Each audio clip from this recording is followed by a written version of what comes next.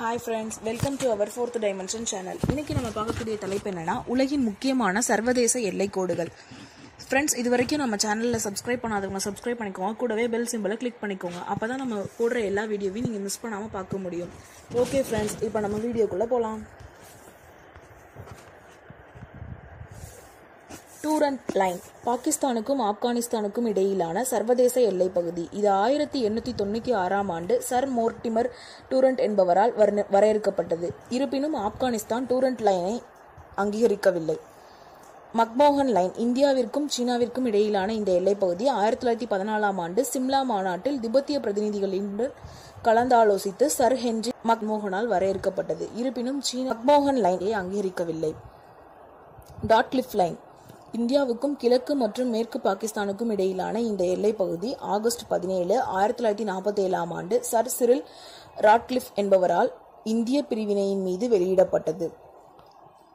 சிக்ஃப்ரிட் line பிரான்சுடனான அதன் எல்லையை ஜெர்மனியின் எல்லைப் பகுதி. இந்த லைன் ஜெர்மனியால் 2ஆம் உலகப் போரின் போது கட்டப்பட்டது. 16வது இணை வடக்கு நமீபியா மற்றும் அங்கோலா இடையிலான எல்லைப் பகுதி. 14வது இணை 1976ஆம் ஆண்டு இருவரும் ஒன்றிணைவதற்கு முன்னர் வடக்கு வியட்நாமிற்கும் தெற்கு வியட்நாமிற்கும் இடையிலான எல்லையை குறிக்கிறது. இது 1954 ஜெனீவா உடன்படிக்கையின் போது வரையறுக்கப்பட்டது. 20வது வடக்கு இணை லிபியாவிற்கும் சூடானுக்கும் இடையிலான எல்லைப்பகுதி. 22வது வடக்கு இணை எகிப்திற்கும் சூடானுக்கும் இடையிலான எல்லைப்பகுதி. 24வது இணை இந்தியாவிற்கும் பாகிஸ்தானிற்கும் இடையிலான எல்லைப்பகுதி. இந்த எல்லையை இந்தியா அங்கீகரிக்கவில்லை. 25வது வடக்கு இணை மாலிக்கும் மௌரித்தானியாவுக்கும் இடையிலான எல்லைப்பகுதி. 31வது இணை ஈராக்கிற்கும் ஈரானிற்கும் இடையிலான எல்லையை குறிக்கிறது. 38வது இணை ஆர்மிடிஸ் லைன் வடகொரியாவிற்கும் தென்கொரியாவிற்கும் இடையிலான இராணுவ எல்லைப்பகுதி. 49வது இணை அமெரிக்காவிற்கும் கனடாவிற்கும் இடையிலான எல்லைப்பகுதி. 1818ஆம் ஆண்டு ஆங்கிலோ அமெரிக்க மாநாடு மற்றும் 1846ஆம் ஆண்டு ஒரேகான் உடன்படிக்கைக்கு பின்னர் வரையறுக்கப்பட்டது.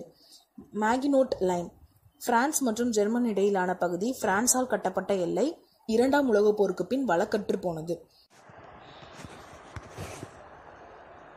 ஹிடன்பர்க் லைன் இது 1ஆம் உலகப் போரின் போது பிரெஞ்சு பிரதேச பகுதியில் இருந்த ஜெர்மன் தற்காப்பு எல்லைப் பகுதியை குறிக்கிறது.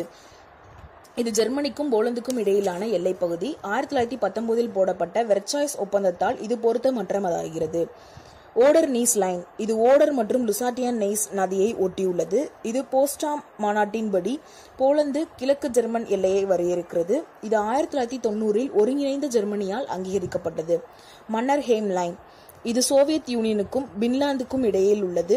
இது உலகப் போரின் போது பின்லாந்து கட்டிய தற்காப்பு பகுதி கட்டுப்பாட்டு பகுதி. இது இந்தியாவிற்கும் பாகிஸ்தானுக்கும் இடையேயான இராணுவ கட்டுப்பாட்டு பகுதி. முதலில் போர் நிறுத்த பகுதி என்று அழைக்கப்பட்ட இது ஜூலை 3, 1972இல் சிம்லா ஒப்பந்தத்தை தொடர்ந்து LOC என பெயர் மாற்றப்பட்டது.